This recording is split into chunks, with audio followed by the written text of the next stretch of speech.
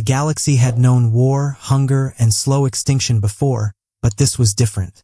This was not a threat that marched with fleets or declared its intentions.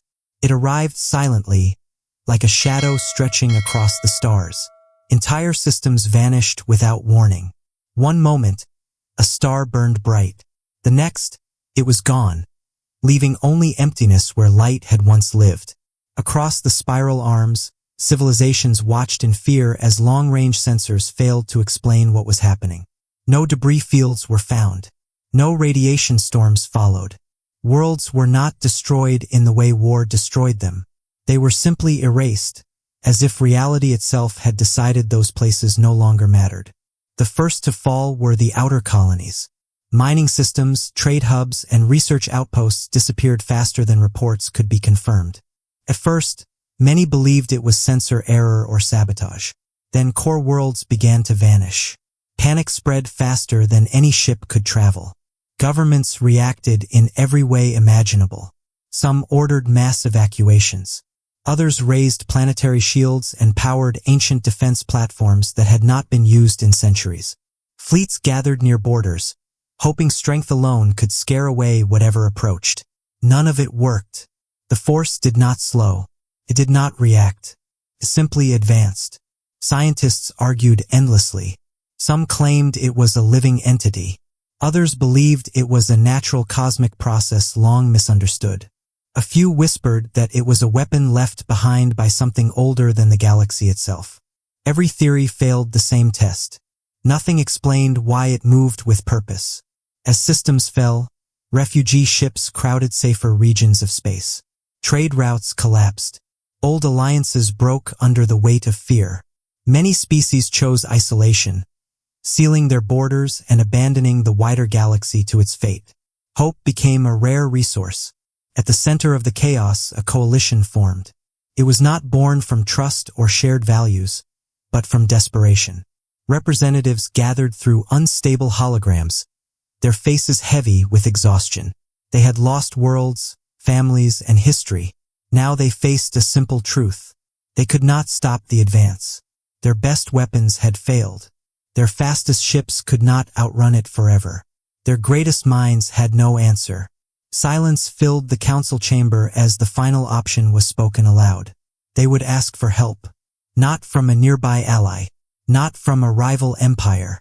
They would send a message into deep, unmapped space. A distress call sent across every known frequency and many unknown ones. It would contain everything they knew. Sensor data. Scientific analysis. Recorded warnings. It was a message built on little more than hope. Most believed it would never be heard. Even fewer believed anyone would answer. The signal was released. It raced outward at the speed of light, crossing empty regions where no known civilizations existed. It passed through silent systems and ancient ruins whose builders were long gone. The galaxy waited, holding its breath. Far away, on a small blue world orbiting an average star, humanity continued its quiet watch of the skies. Earth had not yet joined the greater galactic community. Humans knew they were not alone, but contact remained distant and cautious. Their ships explored slowly. Their colonies were young. Their technology was improving, but it was still rough around the edges. Many alien powers considered humans curious, energetic, and mostly harmless. Deep beneath the surface of the planet, human listening stations tracked the universe with patient care. Arrays of sensors monitored radio waves, gravity shifts, and signals that most species had stopped paying attention to long ago. Humans listened because they believed something was always worth hearing. When the signal arrived, it did not announce itself loudly. It slipped into the noise, buried under layers of static and cosmic interference. Automated systems flagged it as unusual but not urgent. It might have stayed unnoticed if not for a routine review. Emma Wright sat alone in a control room filled with quiet lights and soft hums. Her job was not glamorous. She checked logs, verified readings, and corrected small errors. That day, a pattern caught her attention. A repeating structure hidden inside random noise. She frowned and ran the data again. The pattern remained. Emma leaned forward, fingers moving quickly. The signal was old by the time it reached Earth, but it was complex. Too complex to be natural. Her heart began to race as she realized what she was seeing. This was a message. Within hours, the discovery moved up the chain of command. Analysts confirmed its artificial nature. Linguists and engineers worked side by side to break down the data. As more of the message was decoded, the room grew quiet. They were not being greeted. They were being warned. The message spoke of annihilation on a scale humanity had never imagined. Of systems erased without battle. Of a force that could not be reasoned with. Visual data showed star maps marked with empty scars where life had once thrived. Silence followed the final translation. Human leadership gathered in secure chambers across the planet. Military commanders, scientists, and political leaders studied the projections. Some argued the message could be a trap. Others believed it was exaggerated panic from a dying civilization. A few understood the deeper fear behind it. If even advanced galactic powers were desperate enough to ask unknown species for help, then the threat was real. Ethan Cole listened without speaking. He was not the loudest voice in the room, but when he spoke, people tended to listen. He had spent his life planning missions that others called impossible. He studied the data with calm focus. They sent this knowing most would ignore it, he said quietly. That means they already tried everything else. Lucas Brown, seated nearby, shook his head. We are not ready for this. Our ships are experimental. Our weapons are untested at that scale. That has never stopped us from trying, Ethan replied. Debate continued for hours. The risk was clear. Whatever was destroying the galaxy could notice humanity the moment they responded. Earth could become a target. Claire Morgan spoke near the end. Her voice carried a tired honesty. If we stay silent, we buy time. If we answer, we might lose everything. But if this reaches us now, it will reach us eventually no matter what we do. The room fell silent. In the end, no speech was needed. The decision was not made with confidence or pride. It was made with responsibility. Humanity would respond. A small task force was authorized. Not a grand fleet. Not a show of power. Just a group of ships designed for exploration, research, and survival. Their mission was simple in words and impossible in practice. Go beyond known space. Find the source of the signal. Learn what they could. As preparations began, few on Earth knew what was happening. Life continued as normal under open skies. The stars above looked peaceful, hiding the storm that crept closer each day. The task force launched quietly. Engines burned blue against the dark as human ships left the safety of familiar space. They carried no promise of victory, only a choice. Somewhere beyond the edge of maps and certainty, Oblivion waited. And for the first time, it had been answered. The human task force moved away from Earth in silence. There were no speeches, no broadcasts, and no crowds watching from below. The ships slipped into deep space like stones dropped into dark water. Behind them, the solar system returned to its calm routine, unaware of how close the galaxy stood to ruin. The fleet was small by galactic standards. 3 long-range exploration ships and 1 support vessel traveled together, linked by constant data streams. Their hulls were scarred from earlier missions, patched and improved over years of trial and error. They were not beautiful ships, but they were reliable. Ethan Cole stood in the command deck of the lead vessel, watching stars stretch into thin lines as the ship entered faster than light travel. He had commanded missions before, but none carried weight like this. Every calculation felt heavier, every decision final. Across the fleet, crews settled into long watches.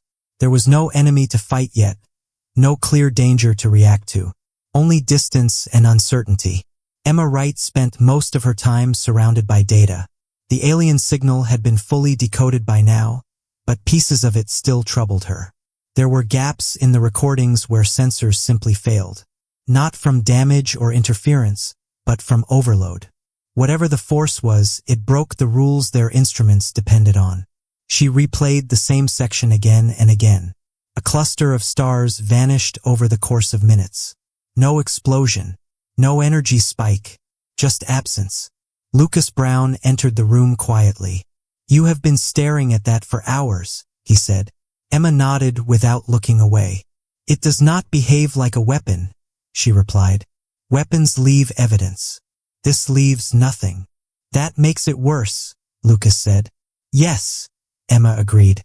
As the ships pushed deeper into unmapped space, long-range sensors began to pick up strange readings. Gravity pulled in uneven waves. Time measurements drifted slightly out of sync. Navigation systems required constant correction. Claire Morgan oversaw coordination between vessels. She spoke with calm clarity, even when reports grew troubling. The crews trusted her voice. It reminded them that someone still had a plan, even if the universe seemed to be losing its shape. Several days into the journey, they encountered the first sign they were not alone. A wreck drifted slowly across their path. It was massive, larger than any human ship, and its design was clearly alien. Hull plating was peeled back as if by invisible hands. Internal compartments were empty, not breached, simply gone. The fleet slowed. Ethan ordered a scan. "Any life signs?" "None," came the reply. "No bodies either." Boarding teams crossed over in silence. Inside, the ship felt wrong. Corridors ended abruptly in smooth walls where rooms should have been. Equipment was frozen mid-use, untouched by decay.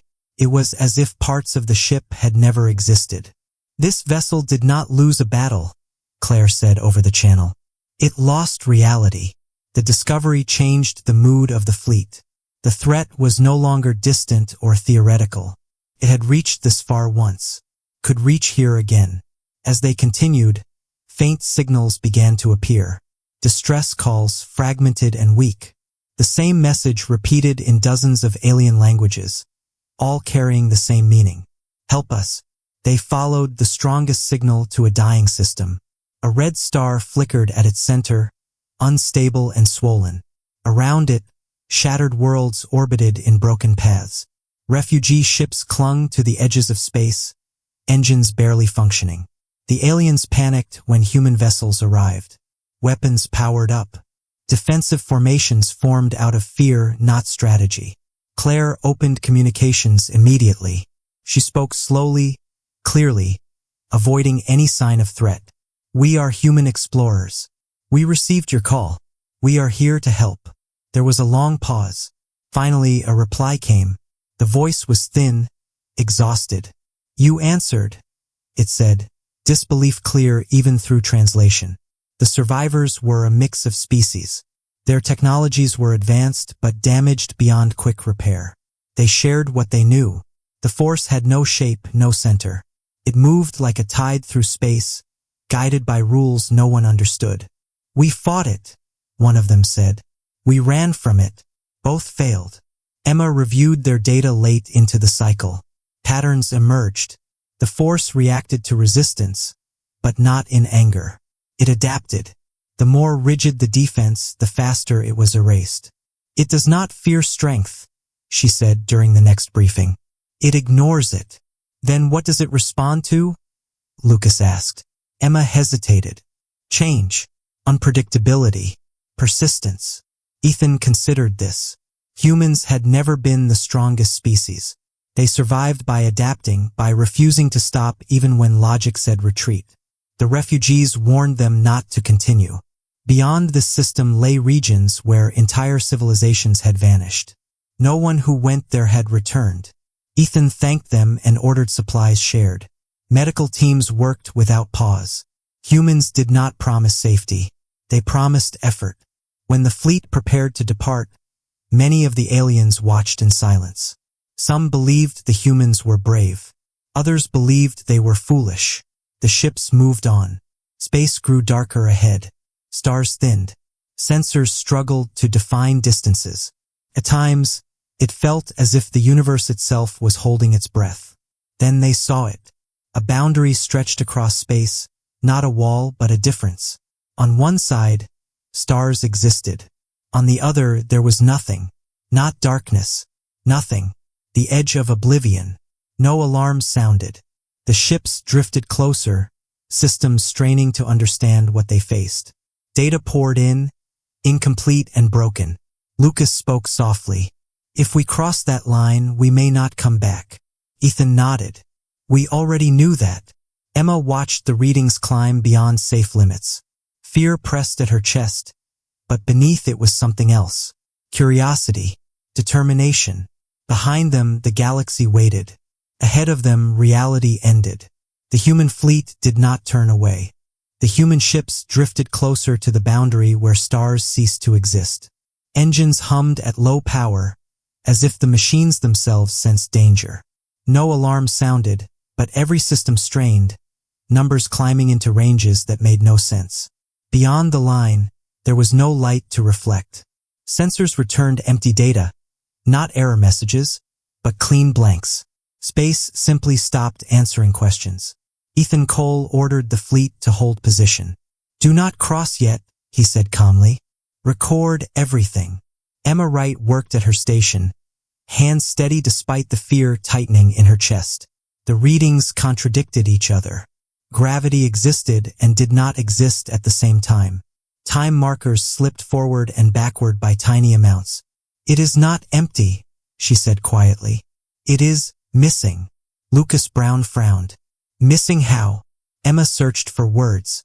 Like a book with pages torn out. The story jumps, but nothing fills the gap. As they observed, the boundary began to move. First, it was slow. A gentle shift that might have gone unnoticed without constant measurement. Then it accelerated. Stars near the edge dimmed, stretched, and vanished. The line advanced toward the fleet. Claire Morgan's voice cut through the tension. All ships, prepare for emergency maneuver. Keep formation tight. The support vessel lagged behind slightly, its engines slower to respond. The boundary brushed against its outer sensors. The effect was immediate. Instruments went dark. A section of the ship disappeared, not torn away, but erased. There was no explosion, no shockwave. Just absence where metal and people had been moments before. Pull back, Ethan ordered. The fleet surged away, engines burning hard. The boundary slowed again, as if satisfied. It did not chase them. It simply continued its steady advance in another direction. Silence filled the command decks. Lucas broke it first. We just lost 40 meters of ship. And 12 crew, Claire added softly. No one spoke after that. The reality of their situation settled over them. This force was not a distant rumor. It was here, could reach them, and it did not care who they were. Medical teams worked with what they had. There were no bodies to recover, no injuries to treat. Only empty spaces where people should have been. Friends were gone without warning or farewell. Emma sat alone later, staring at the recorded data from the contact. She replayed it again and again. The moment the sensors failed. The moment reality broke. Something stood out. The boundary reacted when the ship tried to pull away. Not aggressively, not faster, but differently. During the emergency maneuver, the ship systems had shifted wildly. Power rerouted. Engines misfired. Human error and improvisation mixed together. The ship had not behaved in a clean, predictable way. The boundary hesitated. Emma brought this to Ethan and Claire. It noticed the change, she said. When our systems became unstable, its movement altered. Lucas crossed his arms. You are saying chaos slowed it down? Not chaos, Emma replied. Adaptation. Ethan leaned back, thinking. Humans had always survived by adjusting on the fly. When plans failed, they changed them. When rules broke, they wrote new ones. The force ahead followed rules. Humans rarely did. Before they could test the idea, new signals flooded their channels. Alien ships emerged from nearby space, damaged and fleeing. Their hulls were scorched by strange distortions. They had been running for days. The humans opened communications immediately. You should not be here, one alien commander said.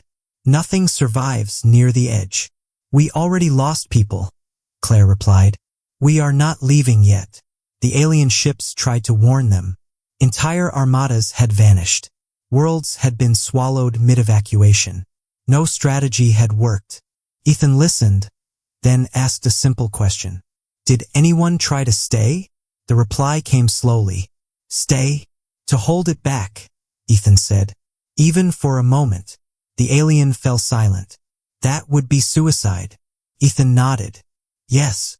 The alien ships departed soon after, desperate to put distance between themselves and the advancing nothing.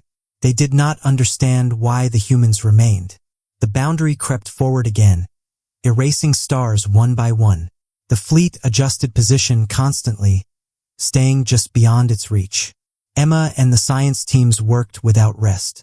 They fed the force false readings, shifting signals, changing outputs. Sometimes the boundary slowed. Sometimes it did not. But each time the humans altered their approach, the force needed time to respond. Time mattered. During one maneuver, the smallest ship crossed the boundary for less than a second. When it emerged, part of its hull was gone, but its core systems remained intact. Inside, crew members reported something strange. They had felt watched, not by eyes or minds, but by pressure, like standing beneath deep water. The force was not alive in any known sense, but it was aware. That night cycle, the fleet gathered for a briefing. Faces were tired. Voices were quiet. We cannot destroy it, Emma said. We cannot block it, but we can slow it. And slowing it may be enough, Claire added. The galaxy needs time. Lucas looked around the room. Slowing it means staying close. It means losses. Ethan met his gaze. Yes, no one argued. Humanity had not answered the call to survive. They had answered to act. The fleet repositioned itself along the boundary's path. Ships spread out, overlapping fields of unpredictable movement. Engines pulsed irregularly. Power levels fluctuated on purpose. The boundary slowed, not stopped, not turned away, but delayed. For the first time since the signal was sent, the advance of Oblivion hesitated. Behind the human ships, the galaxy breathed again, unaware of the thin line holding back the end. And at that line, humans stood, fragile and stubborn, daring the universe to notice them. The boundary continued its slow advance, but it no longer moved freely. Wherever the human ships adjusted their positions, the edge hesitated. It was subtle, almost impossible to notice without constant tracking, yet the data confirmed it again and again. The force was reacting. Ethan Cole stood at the center of the command deck, watching projections shift in uneven patterns. Each human ship moved differently. Engines flared and dimmed without rhythm. Power flowed through systems in changing paths. Nothing stayed stable for long. This was not how fleets were meant to operate. But it was working. We are buying minutes, Emma Wright said, her voice tired but steady. Sometimes seconds, sometimes more. Minutes are enough, Claire Morgan replied. Minutes can save worlds. The cost became clear quickly. Every adjustment strained the ships. Hull stress warnings became constant. Navigation errors stacked faster than crews could correct them. People slept in short shifts, always half awake, always waiting for the next alarm that never came, because the danger did not announce itself. On the smallest vessel, a sudden fluctuation erased part of the engineering deck. 3 crew members vanished mid-task. Their tools floated briefly, then drifted into nothing. No one screamed. No one panicked. The crews learned to grieve in silence. Emma watched the logs grow longer. Losses marked with simple timestamps and names. She felt each one like a weight on her chest. But she kept working. Stopping would change nothing. The alien refugees they had aided earlier began sending messages. News spread faster than ships could travel. Reports of slow destruction reached distant systems. For the first time in months, evacuations succeeded. Human ships were holding the line. Ethan listened to the updates without celebration. Every success meant more time spent at the edge, more exposure, more risk.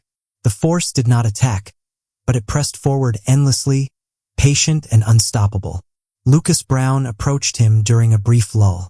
We cannot keep this up forever, he said quietly. I know, Ethan replied. Then what is the plan? Ethan looked back at the shifting boundary. We become the plan.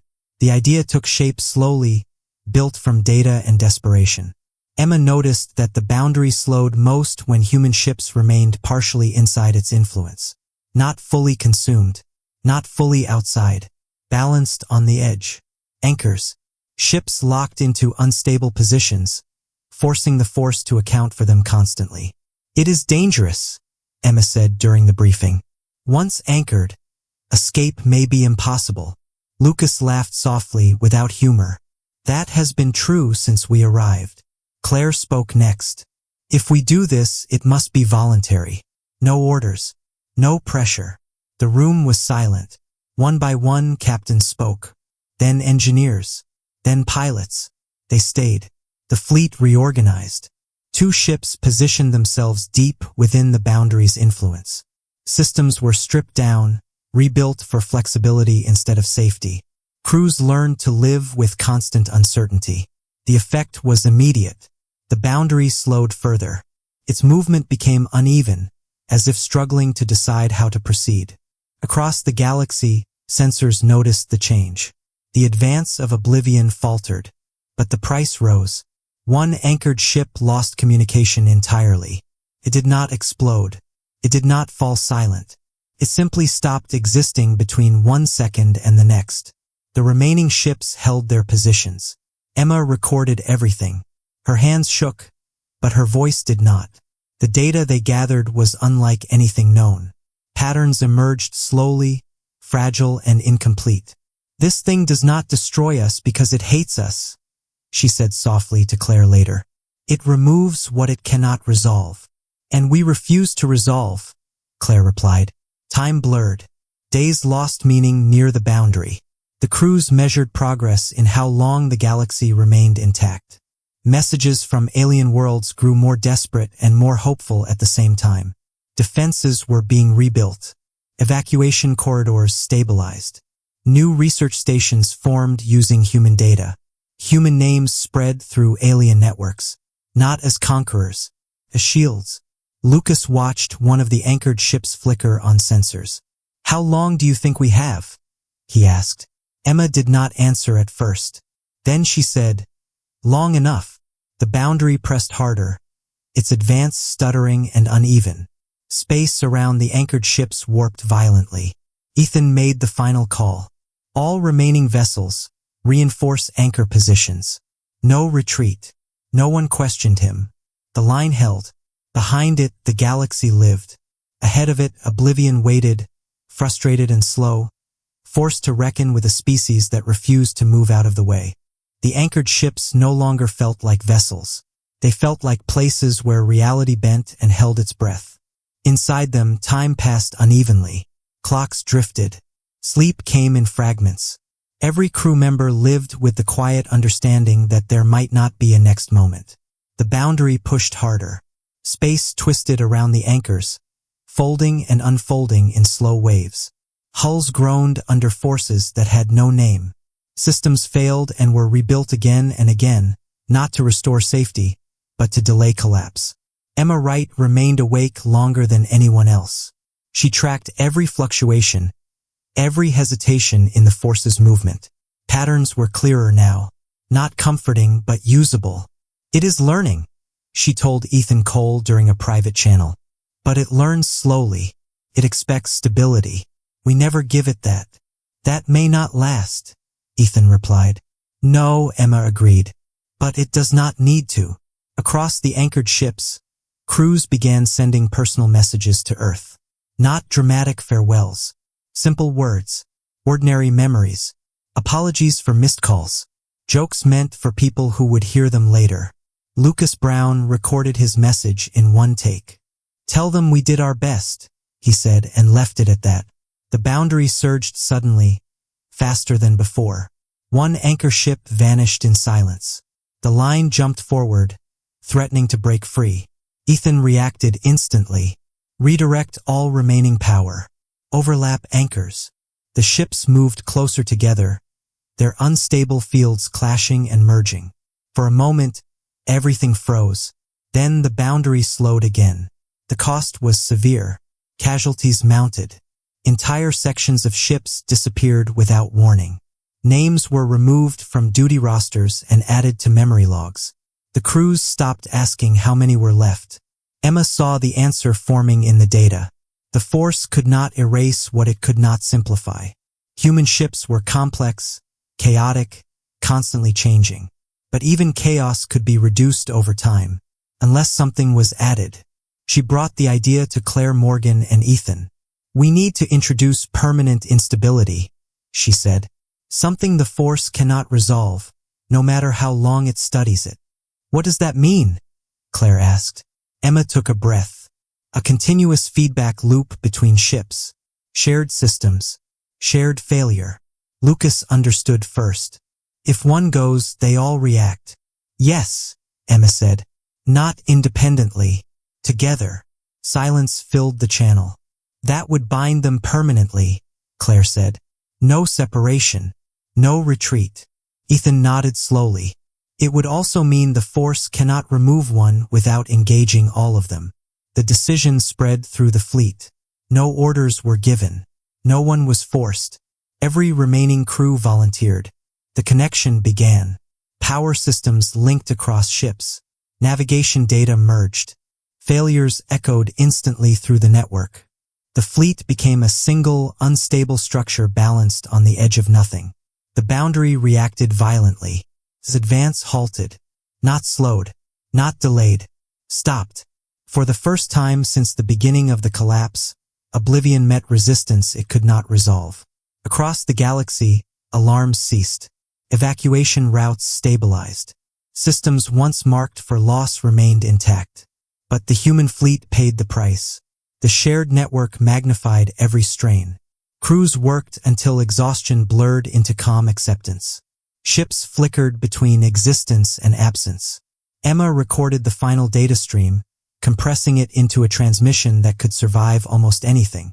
She sent it outward, toward every known receiver.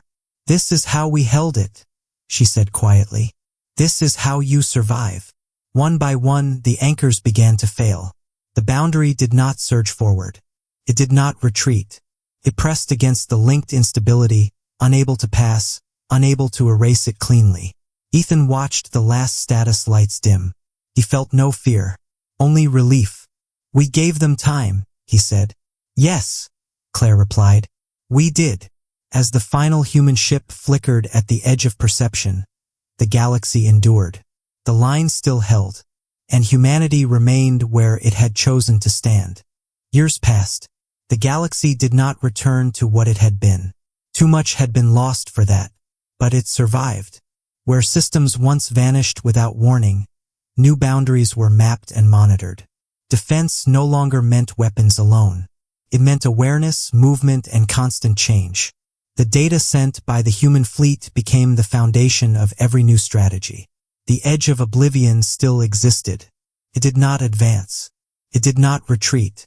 It remained, pressed against the unstable barrier humanity had created, unable to resolve what stood in its way. Alien civilizations rebuilt slowly. Refugees returned to worlds that should have been gone. Children were born on planets that had once been marked for erasure. Life continued, fragile but stubborn. In council chambers across the galaxy, humans were no longer spoken of as a young or reckless species. They were spoken of with quiet respect. They were the ones who stayed. Memorials rose on many worlds. Not statues of conquest or power, but simple markers. Names etched into stone and light. Ships, stations, and cities carried human names, spoken carefully in alien tongues. Ethan Cole's name appeared often. So did Lucas Brown, Emma Wright, Claire Morgan, alongside hundreds of others who never returned. On Earth, the truth was released slowly. People gathered in silence as messages from the fleet were finally shared. Ordinary voices spoke of extraordinary choices. No one claimed to be a hero. No one asked to be remembered. The planet mourned, but it also understood. Humanity changed after that day. Exploration did not stop. Curiosity did not fade, but it carried weight now. Every ship launched with the knowledge that answering the unknown could demand everything. At the edge of mapped space, new stations watched the boundary. They did not attempt to cross it. They did not challenge it. They observed. Sometimes, Sensors detected movement along the line. Small shifts, hesitations, as if the force beyond still struggled to understand the pattern it could not erase. The shared instability remained. Not ships anymore, but a network built from the lessons humanity paid for. Constant change. Constant motion. No single point to remove. The galaxy endured because one species chose not to turn away. Long after the last human voice fell silent at the edge, their presence remained. Not in bodies or ships, but in the shape of survival itself. When future civilizations studied the near end of everything, they asked why the destruction stopped. The answer was always the same. At the edge of oblivion, only humans answered the call.